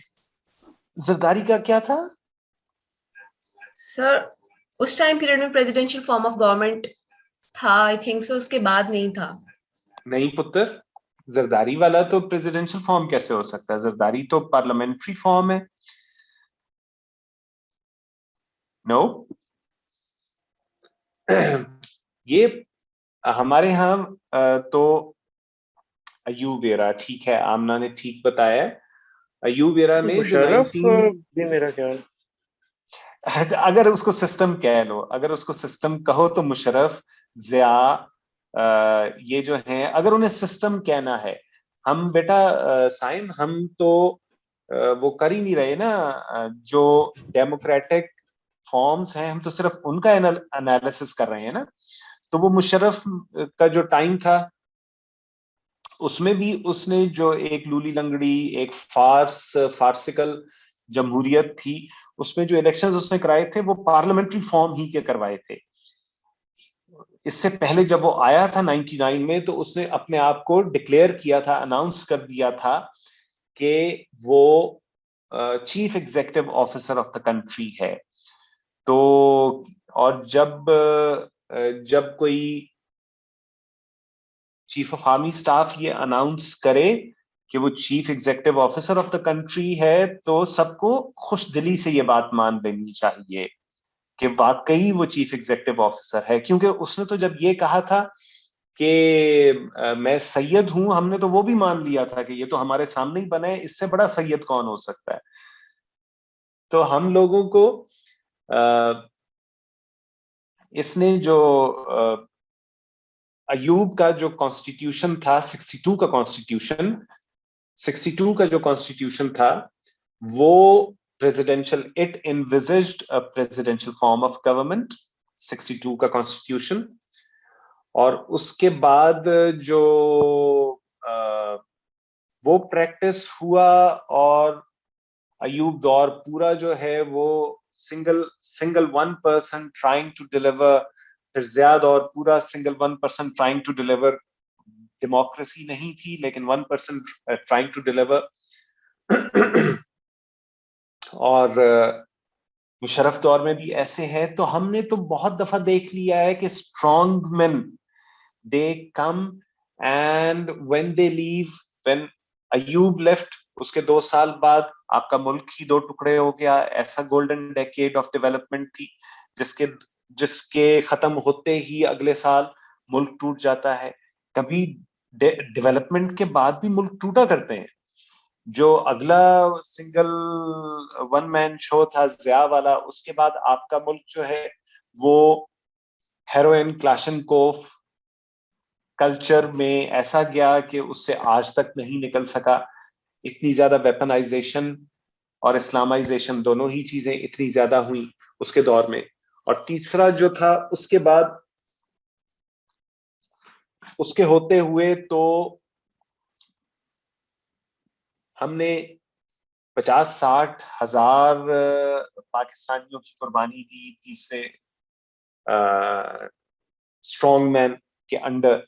तो हम ये एक्सपेरिमेंट्स बेसिकली उसी माइंडसेट से निकलते हैं जो ये मानने के लिए तैयार नहीं है कि सिस्टम्स जब मैच्योर होते हैं, हम उनके साथ परसिस्ट करते हैं, उनके with the passage of time उनमें से जो उनके शॉर्टफॉल्स हैं, शॉर्टकमिंग्स हैं, उन्हें पर्ज आउट करते हैं, और जो उनके स्ट्रेंथ्स हैं वो इंट्रोड्यूस कराते हैं, तब सिस्टम्स डिलीवर करते हैं। Systems do not deliver by imagining up a new system from out of the ashes of history. उसमें से imagine करके आप deliver नहीं करवा सकते हो. You'll have to persevere with it. Vicky अभी हाथ खड़ा किया या पहले का खड़ा है हाथ? पहले भी खड़ा था, अभी भी दोबारा किया। हाँ बताओ। आपकी ये जो बात है, ये मैं इसी को आगे बढ़ाना चाह रहा था। ये जो बात आप कर रहे थे प्रेसिडेंशियल और पार्लियामेंट्री फॉर्म की, तो इसमें हमारा प्रेसिडेंशियल फॉर्म के अगेंस्ट एक आर्गुमेंट यही बड़ा क्लियर है कि हमारे जो पास्ट एक्सपीरियंसेस हैं उसमें जब प्रेसिडेंशियल फॉर्म ऑफ गवर्नमेंट को इम्प्लीमेंट किया गया, यहाँ पे इलेक्टोरल कॉलेजेस बनाए गए और उसका जो प्रॉपर पूरा मॉडल था वो यूनाइटेड स्टेट्स के मॉडल में बनाया गया था, without keeping in view the diversity the dynamics of society. उन इलेक्टोरल कॉलेजेस को बनाया गया, उनको लोगों को इलेक्ट करवाया गया और फिर खुद को प्रेसिडेंट इलेक्ट करवाया गया। और येट अगेन उसके बाद हमने फॉर लॉन्गर हिस्ट्री एक रेसिपी छोड़ दी फॉर डिजास्टर, जिसको एक्सरसाइज करते करते लोग आते रहे in the form of martial laws.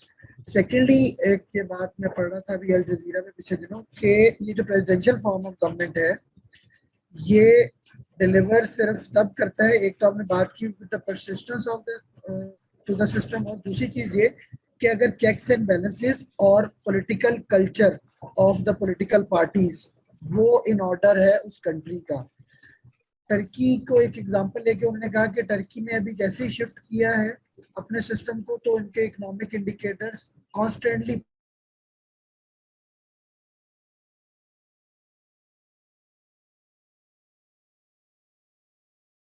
Presidential form of system ultimately उनके इकोनॉमिक इंडिकेटर्स कॉन्स्टेंटली क्या परफॉर्म कर रहे हैं। ठीक है। फिर Pakistan presidential form of government हमें पता है कि ये अल्टीमेटली ये दो पार्टीज, दो मेजॉरिटी पार्टीज में कन्वर्ट हो जाता है, जिस तरह अभी यूनाइटेड स्टेट्स में है। तो हम पाकिस्तान की पॉलिटिकल कल्चर और यहाँ पे पार्टीज को देखते हुए इस सिस्टम के साथ एक्सपेरिमेंट करना for I guess 50-60 years to come, I don't think so it is a wise idea, क्योंकि अगर येट अगेन हम दो पार्टीज को अलाउ करते हैं तो फिर प्रैक्टिकली तो तीसरी पार्टी की स्पेस ही नहीं बनती थी, वही डेमोक्रेसी डेमोक्रेटिक व्हील फिर पीछे की तरफ जाएगा। तो बजाय इसके कि हम मजीद अपनी जो romanticism with the presidential form of government उसको फुलफिल करने की बजाय अगर हम पार्लियामेंट्री फॉर्म ऑफ गवर्नमेंट को डिलीवर करने दें प्रॉपर तरीके से, जिस तरह के वो डिलीवर करने की एबिलिटी रखती है, तो मेरा ख्याल है कि वो बेहतर तरीके से डिलीवर कर सकती है। ठीक हो गया, थैंक यू वेरी मच। जी आयशा। सर मेरा आपसे ये क्वेश्चन है कि आपने बताया कि जो सिस्टम है उसका जो मेच्योर होना है वो मतलब एक जो रियासत है उसकी सक्सेस के लिए जो है वो ज़रूरी होता है ना। तो लेकिन जो है हम लोगों को पता है कि मतलब हमें इसको ना टाइम देना चाहिए आपके मुताबिक। तो इससे आप थोड़ा सा एक्सप्लेन कर दें, क्योंकि आपको लगता है कि हमें अभी का जो हमारा पार्लियामेंट्री सिस्टम है इसे हमें थोड़ा सा टाइम देना चाहिए, क्योंकि जो सिस्टम है वो ऐसा तो नहीं है कि वो कोई मशीनरी है उसके अंदर ना, जैसे तो हमें तो वो लोगों के ऊपर डिपेंड करता है कि वो किस तरह से उसको चला रहे हैं। तो हमारे जो लोग हैं जब तक वो ही बेहतर नहीं होंगे तो हमारा सिस्टम चाहे कोई भी हो, चाहे वो पार्लियामेंट्री हो चाहे वो प्रेसिडेंशियल हो, तो वो बेहतर नहीं हो सकता। तो मतलब मुझे आपकी इस बात की इसलिए समझ नहीं आई है कि आप कह रहे हैं कि हमें उसको थोड़ा मेच्योर करवाना चाहिए, यानी कि हमारे लोगों पे डिपेंड करता है। हमारे लोग जब तक बेहतर नहीं होंगे तब तक कुछ भी नहीं हो सकता। तो मतलब आप फिर किस तरह से कह सकते हैं कि हमें इसको थोड़ा सा और टाइम देना चाहिए और फिर इसकी बेटरमेंट होगी। ठीक हो गया बेटा। जब मैं कहता हूं ना कि सिस्टम इंप्रूव होगा, तो सिस्टम इंप्रूव होने का मतलब सिर्फ ये नहीं है कि प्रोसीजर्स प्रोटोकॉल्स वो इंप्रूव होंगे, बल्कि उसके साथ साथ जो क्वालिटी ऑफ ह्यूमन कैपिटल है, जो पॉलिटिक्स का ह्यूमन कैपिटल है, वो भी इंप्रूव होगा। ये जो डेमोक्रेसी है ना, ये एक पूरा सिस्टम है जिसमें नर्सरीज भी होती हैं और इसमें हाई स्कूल्स भी होते हैं और इसमें यूनिवर्सिटीज भी हुआ करती हैं। जो यूनिवर्सिटी है डेमोक्रेसी की वो पार्लियामेंट होती है। वहां पर पार्लियामेंट में पता लगता है किस किस पीएचडी स्टूडेंट का थीसिस कैसा रहा है, वो पार्लियामेंट में पता लगता है, यूनिवर्सिटी में आके पता लगता है। लेकिन उससे पहले हमें जो लोकल गवर्नमेंट ईयर जो लोएस्ट ईयर होता है उसमें इन्वेस्ट करने की जरूरत है। Just a moment.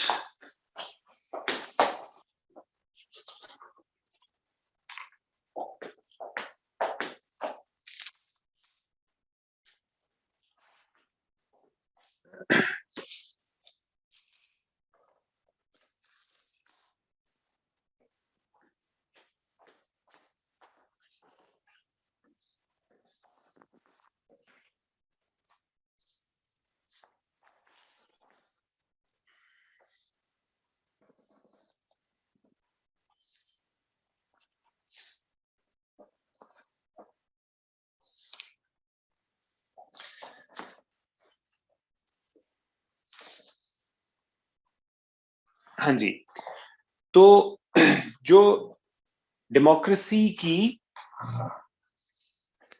यूनिवर्सिटी है वो पार्लियामेंट है, और डेमोक्रेसी का जो नर्सरी है वो लोकल गवर्नमेंट सिस्टम है। हमारे यहाँ अभी तक डेमोक्रेसी की नर्सरी पर ही काम नहीं हुआ। अभी जो थोड़ी देर पहले मैं आपको बता रहा था कि लोकल गवर्नमेंट एक्ट 2013, 2019 और 21 में अभी ऑर्डिनेंस आया हुआ है जो इनैक्ट होना है। अभी तक हमने नर्सरी में जितने हमारे पास पहले लीडर्स, यूसुफ रजा गिलानी, शाह महमूद कुरैशी, ये सारे they were products of the local government system. Local government से ये लोग आए, और उससे भी पहले कहां से आए? जो स्टूडेंट यूनियंस थी यूनिवर्सिटीज में, ये स्टूडेंट यूनियंस का पार्ट हुआ करते थे। हमने लोकल गवर्नमेंट में इन्वेस्ट नहीं किया, स्टूडेंट यूनियंस को अभी तक, अब आके सिंध ने उनके ऊपर से पाबंदी हटाई है कि student unions should be functioning in every educational institute. ये अब उन्होंने किया है। जब मैं कहता हूं कि हमें सिस्टम के साथ परसिवियर करने की जरूरत है, तो जमहूरियत को अगर हम सिर्फ देखें तो जमहूरियत के सारे अपेंडेजेस, उसके सारे लिम्स शुड बी वर्किंग। उसकी नर्सरीज भी वर्क करनी चाहिए, उसके हाई स्कूल्स और यूनिवर्सिटीज भी वर्क करनी चाहिए। वो जब इंप्रूव करेंगे तब जो सिस्टम है उसमें ह्यूमन कैपिटल, जो पॉलिटिकल ह्यूमन कैपिटल है, उसकी इंप्रूवमेंट भी होगी। आप ये ना समझो कि ये सिस्टम और चीज है और ह्यूमन कैपिटल और चीज है। Human capital is a part of the system. All said and done, the most basic requirement is कि अगर अनडेमोक्रेटिक इंटरल्यूड्स आते रहेंगे, अगर एक के बाद दूसरा एम्बिशियस जनरल वो हमें बताएगा कि उसने he has to save the day for the whole nation, और वो मसाया होगा, एक सेवियर आएगा, एक नाइट इन शाइनिंग आर्मर होगा, अगर हम इसी सर्कल में पढ़े रहेंगे, एक के बाद दूसरा डिक्टेटर, वन मैन शो, हमारी we are obsessed with the idea of savior। कहा जाता है इमरान को निकाल दोगे तो किसको? बिलावल को लेके आओगे, जरदारी को लेके आओगे। कोई ये नहीं कहता कि हमें इमरान की या बिलावल की या नवाज शरीफ की, शहबाज शरीफ की जरूरत नहीं है। हमें जरूरत है एक सिस्टम की जहां पर इंडिविजुअल्स इनसिग्निफिकेंट हो जाएं। यूसुफ रजा गिलानी एक इनसिग्निफिकेंट प्राइम मिनिस्टर था। वो तो कोई इतना कद आवर नहीं था जितना कैरिज्मा और जितना औरा खान साहब का है, या जो हिस्ट्री और लेगेसी लेके बिलावल सामने आ रहा है। यूसुफ रजा गिलानी तो ऐसा नहीं था, but he did reasonably well. आपने सिस्टम के तहत ही काम करना होता है। आपको ये infatuation, obsession with individuals, you have to get rid of that. और ये तभी होगी जब एम्बिशियस जनरल्स अपनी एम्बिशन से दूर हो जाएंगे। इसका मेरे पास कोई हल नहीं है। इसका खैर हल तो यही है कि जो पॉलिटिकल क्लास है पूरा अक्रॉस द बोर्ड, जितनी पॉलिटिकल पार्टीज हैं, they should be unanimous on one agenda point, and that is that they are not going to play second fiddle to any ambitious general. They are not going to allow any general to subvert the constitution, to hold the constitution in abeyance. They are not going to allow that to happen. ये one point consensus, one point agreement across the political class, ये एक हल जरूर है। लेकिन जर्नैलों से बहरहाल मिन्नत तरला, हाथ जोड़ के उन्हें कुछ मिठाई सिठाई खिलाओ, उनको कहो कि मेहरबानी करो, हमने बहुत आप लोगों से फायदे ले लिए हैं, आपके ऑरा, आपकी अंग्रेजी का स्टाइल ये बहुत ग्लैमरस है, हम आपको प्रेजेंट करते हैं, हमारा दिल, हमारी छाती बड़ी हो जाती है कि हम दुनिया को दिखा सकते हैं इतना शानदार हमारे पास लीडर है, लेकिन हमारा मुल्क कख का नहीं रहता आपके बाद। ये उनको, और ये दिस टू इज हैपनिंग, उनको ये थोड़ा आइडिया हो रहा है कि they should not be in the limelight, political limelight में नहीं होना चाहिए। जो जिस तरह गालियों ने पड़ी है और जिस तरह उनकी रेपुटेशन ने सफर किया है, तो this too is happening. तो I hope Aisha, I was able to answer आपका कंसर्न, थोड़ा सा आंसर हुआ? जी सर। चलो ठीक हो गया। Doctor Mawra. Sir, I would like to add my point. Sir, मुझे लगता है कि एक कोई भी सिस्टम जब तक अपने बेस्ट पॉसिबल फॉर्म में नहीं आ जाता, हम उसको थ्रो अवे नहीं कर सकते कि ये वर्क ही नहीं कर रहा। हम देख रहे हैं कि with the passing years, every few years कोई ऐसी अमेंडमेंट आती है जिससे कोई लूप होल क्लोज हो जाता है। जैसे 18th अमेंडमेंट में लोकल गवर्नमेंट का एक्ट आया, 58(2)B को खत्म किया गया, मार्शल लॉ के जो भी लूप होल्स थे वो क्लोज किए गए, तो अब वो बैक डोर्स बंद होते जा रहे हैं। तो ऐसे ही जो और भी प्रॉब्लम्स है वो आहिस्ता आहिस्ता सामने आएंगे। अब जैसे कल का वोट ऑफ नो कॉन्फिडेंस जिस बेसिस पे उन्होंने डिसअलाउ किया आर्टिकल 5 पे, उस पे अब प्रोब किया जाएगा कि आर्टिकल 5 को मजीद किस तरह डिफाइन किया जा सकता है कि उसकी वजह से इस तरह के लूप होल्स ना ढूंढे जाए।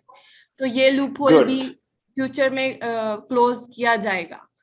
तो इस तरह हम इस फॉर्म को और ये हमारी अचीवमेंट्स हैं, ये हमारी अचीवमेंट्स हैं despite the fact that we have not had continuity in democracy.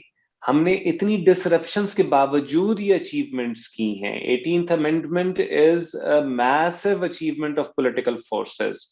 18th amendment उतना ही सेलिब्रेट होने वाली चीज है जितना कॉन्स्टिट्यूशन ऑफ 1973 था, because both of these documents are consensus documents. Political class का जो miracle हुआ करता है politician का, वो consensus achievement होता है। तो इन दोनों डॉक्यूमेंट्स पे 73 का कॉन्स्टिट्यूशन हो या 18th अमेंडमेंट हो, कंसेंसस अचीव करना was the miracle of our political class. तो despite such a checkered history, we've been able to purge our constitution of a large number of undesirable elements. That is absolutely true. ये अलबत्ता इस पे थोड़ा सा मेरा concern होगा कि कल जो हुआ है वो आज का एडिटोरियल, जो नए बच्चे हैं मेरे, जब हम कल मिल रहे हैं, जब हम नेक्स्ट वीक मिलेंगे, तो मेरे जो नए बच्चे हैं they are going to have read the editorials of the whole week. आज से लेके अगले वीक तक डॉन अखबार के जो पहले 3 एडिटोरियल्स हैं, 3 आज 2 आए हैं, और मुझे कल भी ये पता था कि आज 2 ही होंगे। ये भी मेरा ख्याल था कि शायद आज एक ही एडिटोरियल हो, लेकिन आज 2 एडिटोरियल्स हैं, अगले 6 दिन 18 एडिटोरियल्स होंगे। इन 20 एडिटोरियल्स के बारे में हम गप लगाएंगे नेक्स्ट टाइम जब हम मिलेंगे। ये आप सब ने एडिटोरियल्स पढ़ के आने हैं। आज का एडिटोरियल ये बता रहा है कि it is democracy which is under threat. हमारे यहाँ कल जो हुआ है, it has been in violation of the constitution. Article 5 कहते हैं लॉयल होंगे सारे, इसलिए उसकी लॉयल्टी को चैलेंज या डाउट नहीं किया जा सकता डेप्यूटी स्पीकर की, इसलिए जो भी उसने किया है वो लॉयल्टी में किया है, इसलिए it should be upheld by the courts. This is absurd what they did. आपके कॉन्स्टिट्यूशन में बड़ा क्लियर है कि once the prime minister once the no confidence resolution has been moved against the prime minister, he cannot dissolve the assemblies. और वो उस दिन assemblies dissolve उन्होंने की जिस दिन उनके खिलाफ वोटिंग होनी थी, और जो प्रेमिस दिया गया वो एक फ्लिम्जी प्रेमिस था जिसकी बेसिस पर ये कहा गया कि वोटिंग नहीं हो सकती और ये no confidence resolution is mala fide. It is based on bad intent and it has been instigated by international powers. So this is a mockery of democracy. ये जो कल हुआ है, it is very unfortunate. These things should be bigger than Imran Khan और बिलावल और शहबाज शरीफ. इनसे, इन individual से बहुत बड़ा है हमारा कॉन्स्टिट्यूशन. हमने पिछली 2 क्लासेस में भी आपको याद होगा कि हमने किस तरह के कॉन्स्टिट्यूशन की सैंक्टिटी क्या हुआ करती है, कि तमाम इदारे उससे स्ट्रेंथ ले रहे होते हैं. कॉन्स्टिट्यूशन अगर सेक्रेड नहीं होगा तो nothing can be sacred in this. What is the difference between a dictator, a military general who subjugates or subverts the constitution, and these people who've done the same thing, they have basically sabotaged the constitution. Ahmed Faraz, the late poet, उनसे उन्होंने एक दफा general Zia का जिक्र बहुत गुस्से से करते हुए कहा था कि उसने कहा था कि कॉन्स्टिट्यूशन क्या है, कागज का एक टुकड़ा है. तो फराज साहब ने आगे से कहा कि तो यानी हमें सुना रहे थे कि जब जनरल ज़िया ने ये कहा कि कॉन्स्टिट्यूशन क्या है, कागज का एक टुकड़ा है, तो मेरे जहन में आया कि माँ क्या होती है. माँ भी जस्ट अनदर वुमन होती है, एक और औरत होती है माँ. और कुरान क्या होता है, वो भी एक आम सी किताब है. अगर आपके दिल में, दिमाग में अकीदत नहीं है तो फिर माँ भी एक और औरत है. The issue is कि do you have respect in your heart? अगर दिल में रिस्पेक्ट है तो कॉन्स्टिट्यूशन से ज्यादा रियासत के लिए कोई मुकद्दस डॉक्यूमेंट नहीं है. बिल्कुल उसी तरह जिस तरह आपके दिल में कुरान की रिस्पेक्ट है तो आपको पता है इससे ज्यादा पूरी दुनिया में कोई काबिले इज्जत, काबिले एहतराम, काबिले तकरीम डॉक्यूमेंट नहीं है. आपके दिल में इज्जत है, वरना it is just another book. माँ जो है उसके दिल में, उसके कदमों में इसलिए जन्नत है क्योंकि आपका दिल ये कहता है, वरना she is just another woman. तो what is at stake here is much larger than the political futures of People's Party, PTI, Fazlur Rahman और Noon League. इनके political futures से what is at stake here is much larger and much more profound than the political futures of these political parties. What is at stake here is the future of our constitution. Our constitution is under threat, and that is a serious cause for concern. Dr. Mavra, कुछ और कहोगी? Yes, sir. जी बेटा. Sir, I also think that we have a lack of good precedents set by democratic leaders. देखा जाए तो जो public view है वो military dictatorships के बारे में ज्यादा बेहतर है relative to the democratic leaders, क्योंकि जो मिलिट्री डिक्टेटर्स होते हैं वो एक फ्लावरी पिक्चर प्रेजेंट करते हैं और डेमोक्रेटिक लीडर्स जो है वो उस तरह नहीं कर पाते क्योंकि बहुत ज्यादा रिप्रेजेंटेटिव्स होते हैं पब्लिक के. तो हमारे पास एक गुड प्रेसिडेंट की भी कमी है जो जिसकी प्रोबेबिलिटी विद टाइम आने की बेहतर हो सकती है अगर हम डेमोक्रेसी को फ्लरिश करने का चांस दें.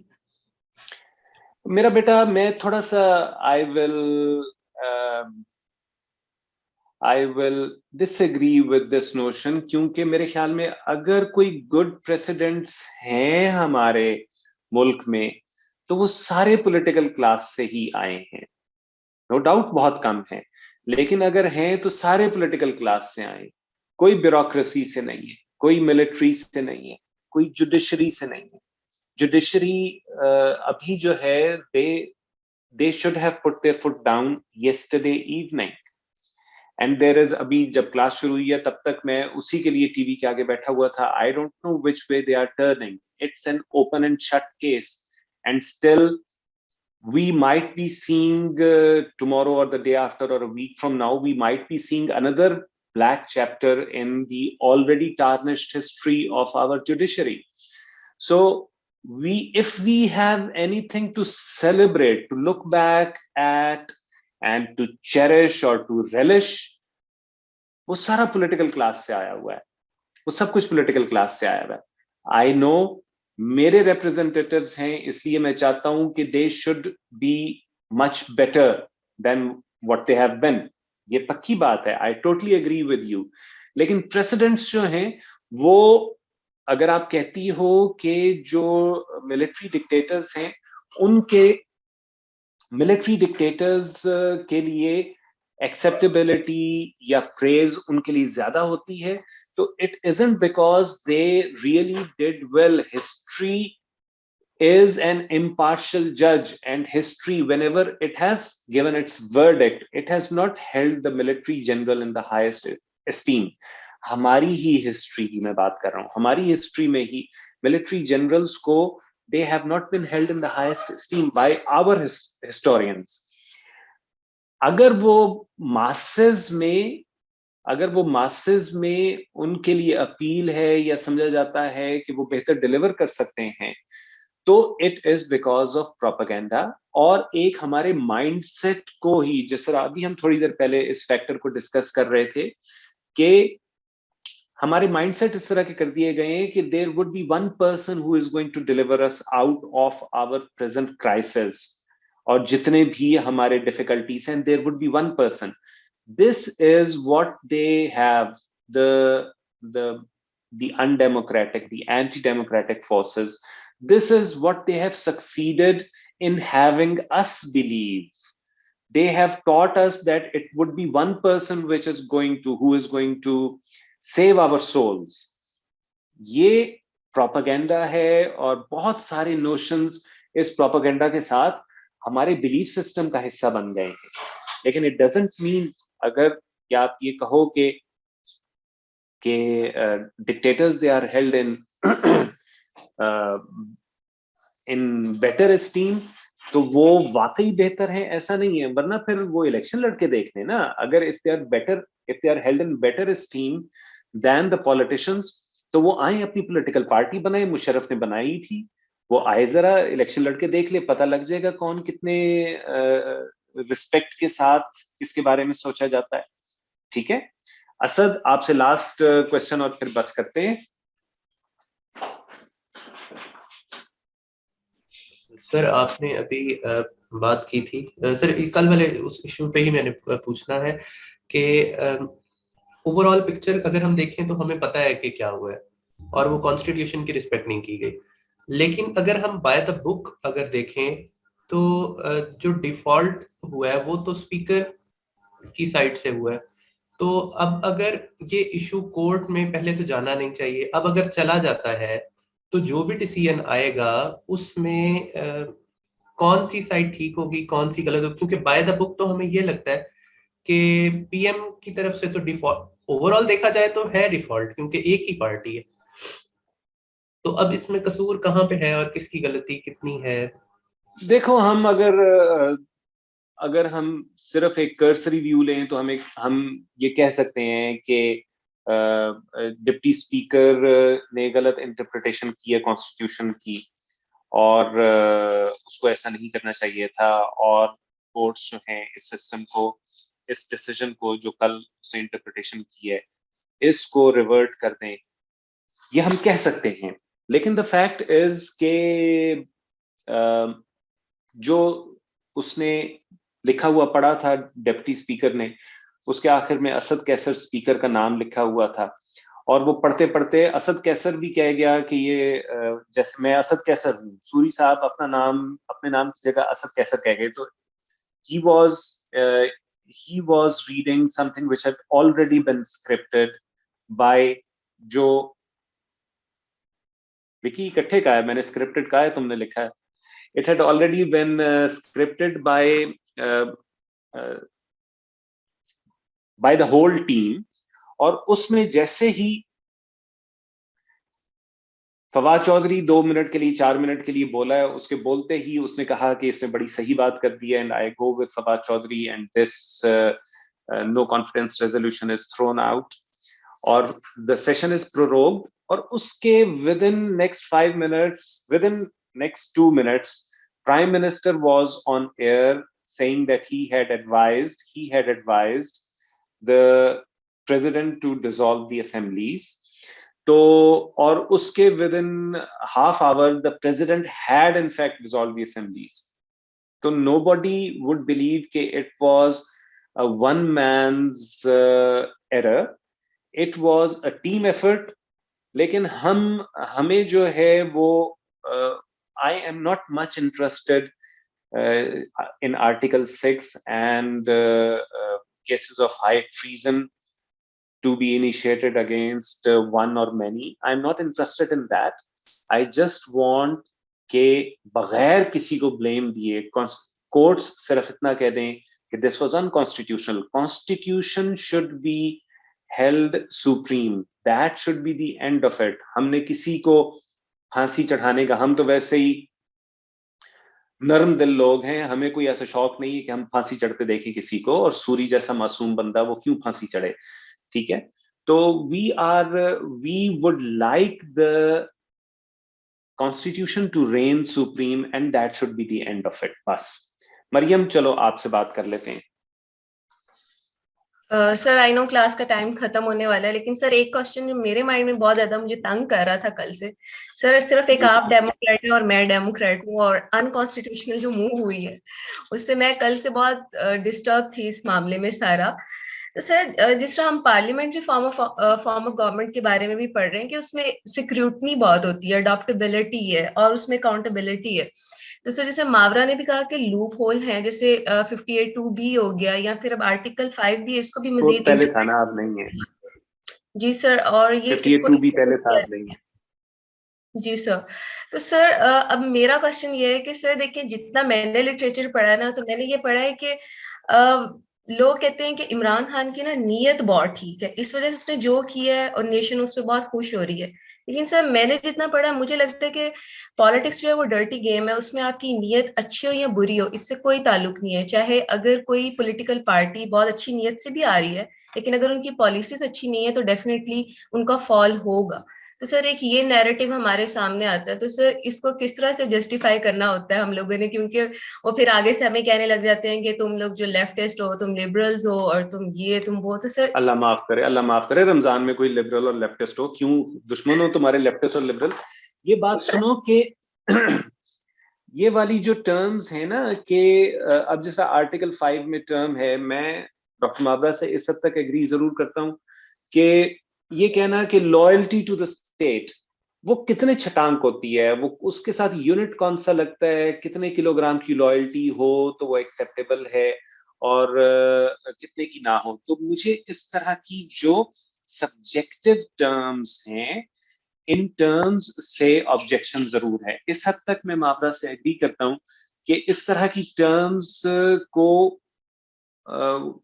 कॉन्स्टिट्यूशनल डिबेट में या कॉन्स्टिट्यूशनल जार्गन में बहुत स्पेस नहीं मिलनी चाहिए. लेकिन आपका तो कॉन्स्टिट्यूशन वो है जो सादिक और अमीन को अभी तक जगह दे रहा है कि कितना सच बोलने पे सादिक होगा और कितनी मानते लोगों को लौटाने पे वो अमीन होगा.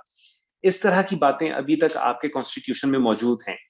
इसी तरह जो आपने ये कहा ना कि इट्स अ डर्टी बिजनेस, ये भी एक सब्जेक्टिव चीज है कि वो कहां पर कितने डर्ट के बाद उसे डर्टी कहोगे, या पहले स्पेक ऑफ डर्ट के बाद ही आप उसे डर्टी कह दोगे.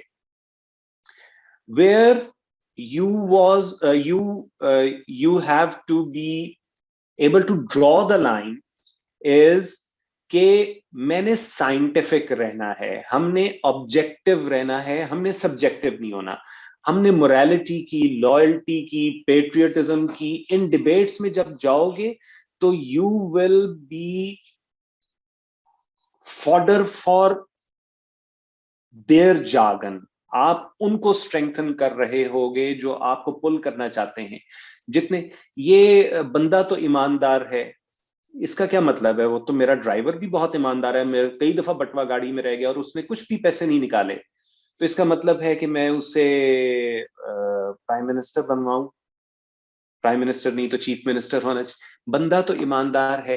ये ऑब्जेक्टिविटी हमारे यहाँ अनफॉर्चुनेटली पढ़े लिखे लोग भी पढ़ना नहीं चाहते, हिस्ट्री हमें क्या बताती है वो सीखना नहीं चाहते हैं। This is why we are in the situation that we find ourselves in. पढ़ेंगे, ऑब्जेक्टिव होना सीखेंगे, अपने बायसेस को क्वेश्चन करना सीखेंगे, तब हम आगे की तरफ जा सकेंगे ना। मावरा, तुमने फिर हाथ खड़ा कर दिया, बाज नहीं आती हो? सर एक क्वेश्चन पूछना है। हाँ पूछो। सर अब जैसे कल आर्टिकल 5 में लॉयल्टी टू द स्टेट बोला गया और स्टेट ऐसा दिखाया गया जैसे प्राइम मिनिस्टर स्टेट है और उसके खिलाफ डिसलॉयल्टी हो रही है, तो आम पब्लिक में वही है स्टेट, जिनको पता नहीं है कि स्टेट जो है वो prime minister is only a small part of it, और स्टेट वैसे भी कोई ऐसी कोई मतलब कोई ऐसा चीज नहीं है जैसे होली कुरान है जिसके खिलाफ आप जा रहे हो। वो सिर्फ स्टेट जो है वो नेशनल इंटरेस्ट और उस पे ज्यादा होती है, तो वो भी एक अनडिफाइंड सा टर्म है कि स्टेट क्या है। अनडिफाइंड तो मैं नहीं कहूंगा कि स्टेट क्या है, स्टेट तो बड़ा क्लियर है कि क्या है, लेकिन ये जो ऑब्फस्केशन है, ये जो कंफ्यूजन है कि लॉयल्टी टू प्राइम मिनिस्टर को इक्वेट कर दिया जाए with loyalty to the state, ये आपका पॉइंट बिल्कुल ठीक है। इसके पीछे बदनीयती है, इनकी जो बदनीयत है, जो चाहते हैं कि हम सही ऑब्जेक्टिवली चीजों को ना देख सकें, वो इस तरह की बातें कर रहे होते हैं। That is where you are right. चलो जी, we call it a day. We will meet next week and you will have read 20 editorials by the time we meet again. See ya.